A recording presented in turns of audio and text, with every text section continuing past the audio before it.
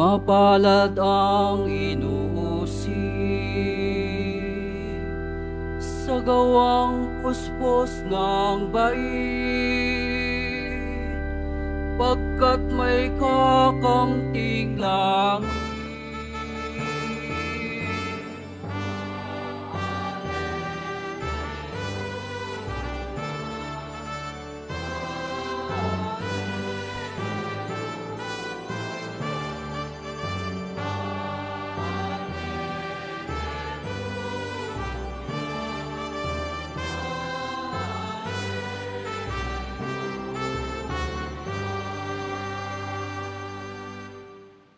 Sumainyo ang Panginoon. At sumaiyo rin. Ang mabuting balita ng Panginoon ayon kay San Mateo. Papuri sa iyo, Panginoon. Noong panahong iyon, sinabi ni Jesus sa kanyang mga alagad, "Kung ibig nino namang sumunod sa akin, limutin niya ang ukol sa kanyang sarili. Pasanin ang kanyang krus at sumunod sa akin. Ang naghahangad na maligtas ang kanyang buhay ay siyang mawawalan nito. Ngunit ang mag-alay ng kanyang buhay, alang-alang sa akin, ay siyang magkakamit noon. Ano nga ang mapapala ng isang tao, makamtan man niya ang buong daigdig, kung ang katumbas naman nito'y ang kanyang buhay? Ano ang maibabayad ng tao para maibalik sa kanya ang kanyang buhay?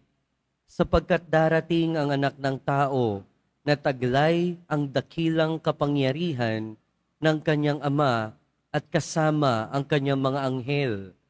Sa panahong yaoy gagantihin niya ang bawat tao ayon sa kanyang ginawa.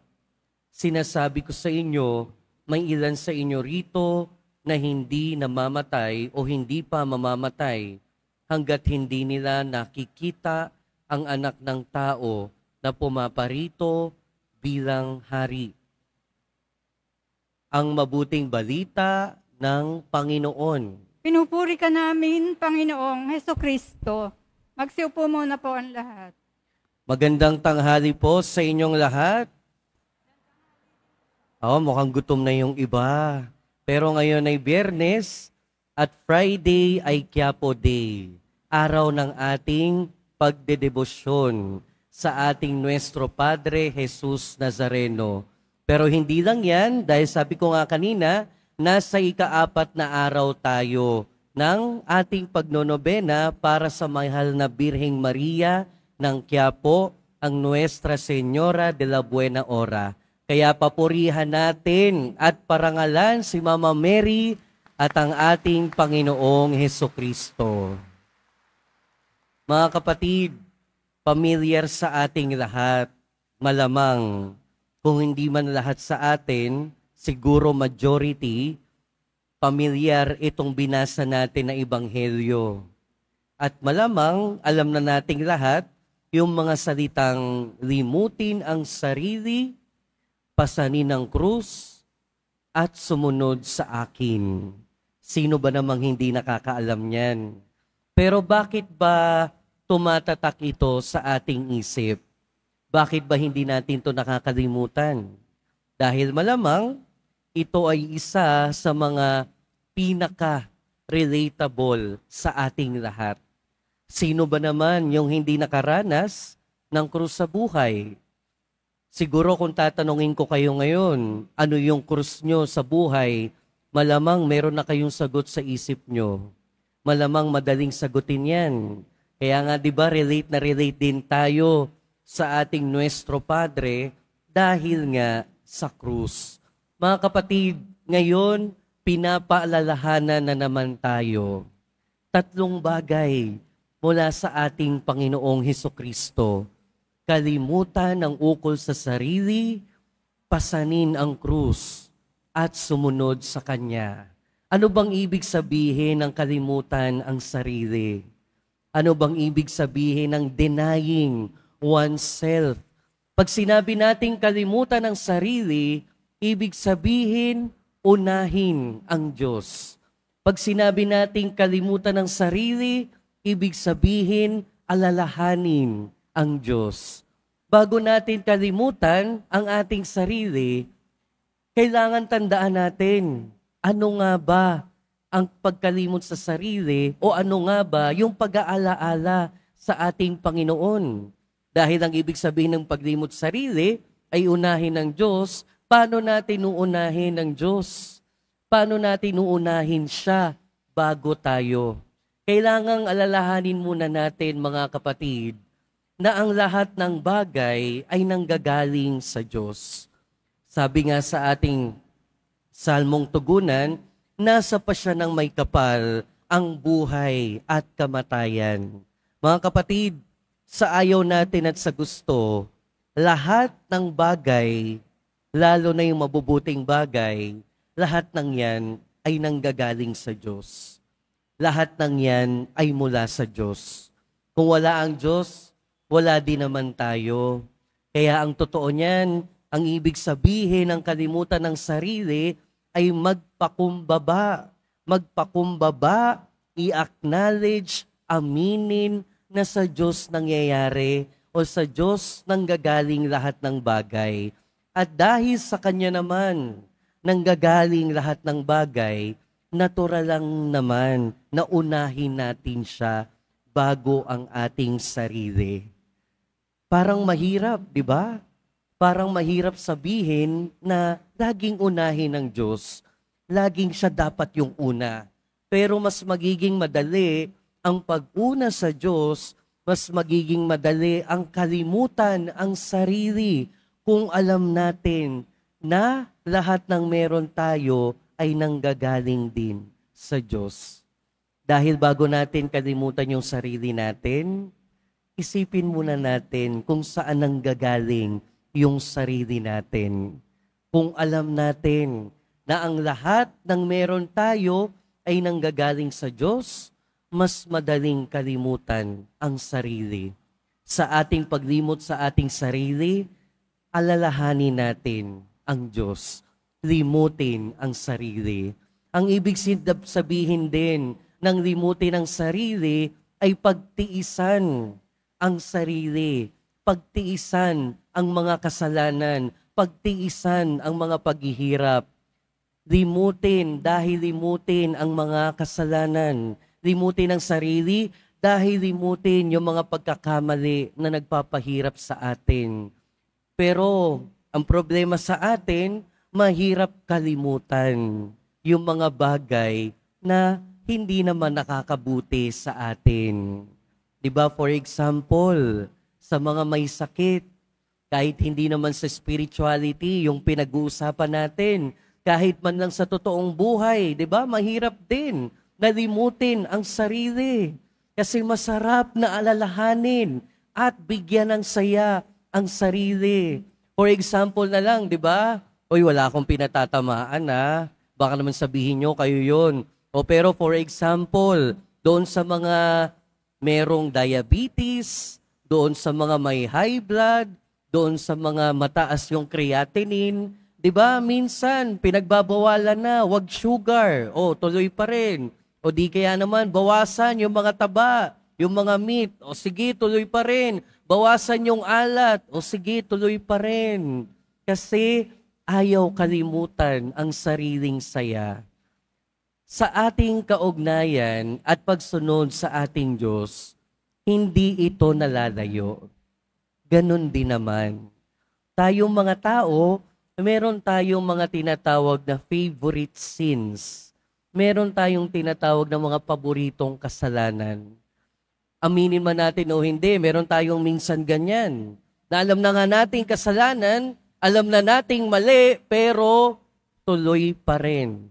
Pero kapag tumatanggi tayo sa alok ng kasalanan, pag tumatanggi tayo sa udyok ng kasalanan, kinakalimutan natin ang ating sarili. Pag pinipili natin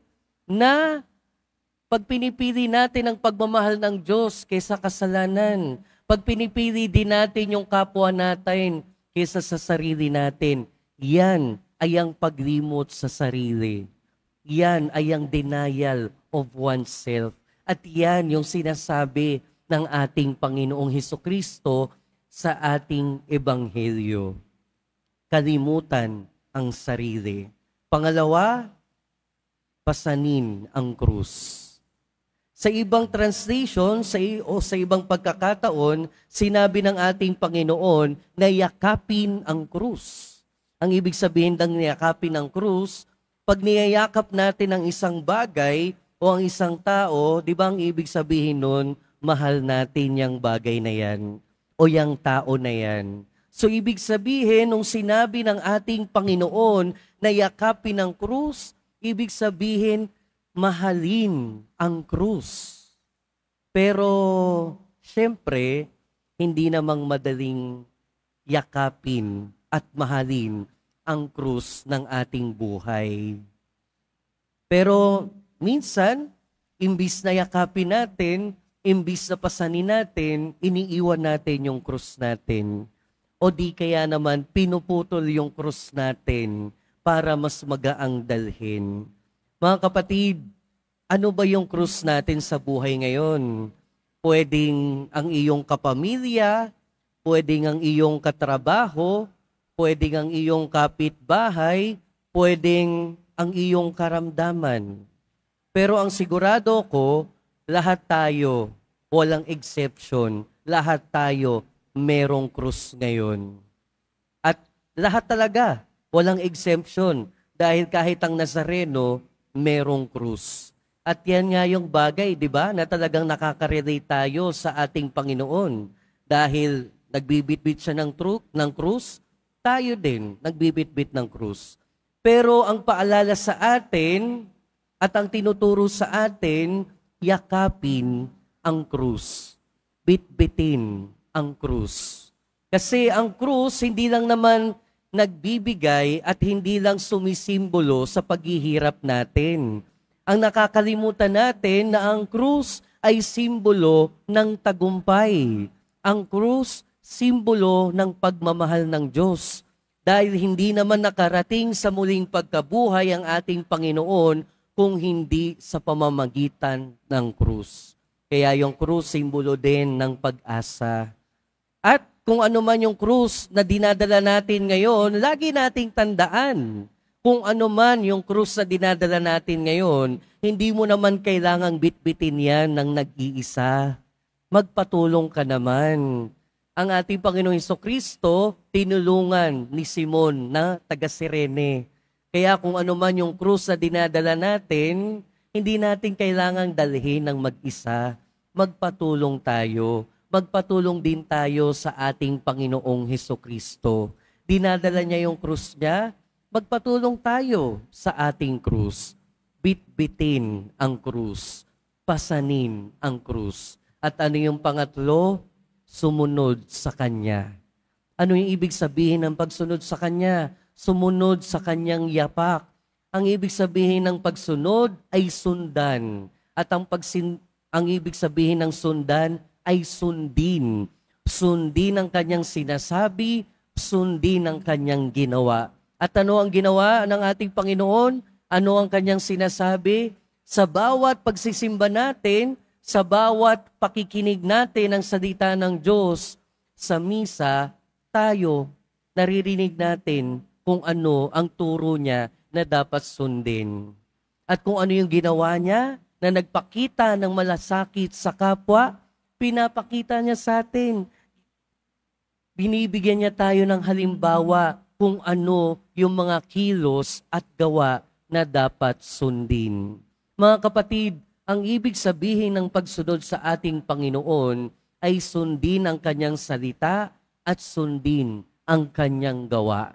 Tatlong bagay na alam na nating lahat at tatlong bagay na muling pinapaalala sa atin at tatlong bagay na dinanas din ng mahal na Birheng Maria. Kinalimutan ng sarili dahil naging ina ng Diyos, pinasan ng krus dahil naghirap din talaga si Mama Mary, di ba? At higit sa lahat, sinundan niya ang ating Panginoong Hesukristo. At ito'y ginawa ng ating Panginoon, ginawa din ni Mama Mary. Ngayon, turn naman natin, pagkakataon naman natin. Kalimutan ang sarili, unahin ng Diyos. Kalimutan ang sarili, alalahanin ng Diyos at kapwa. Yakapin at pasanin ang krus, pero magpatulong sa ating Panginoon. At higit sa lahat, sundin siya, sundan siya, sundin ang kanyang sinabi at sundin ang kanyang ginawa. Amen.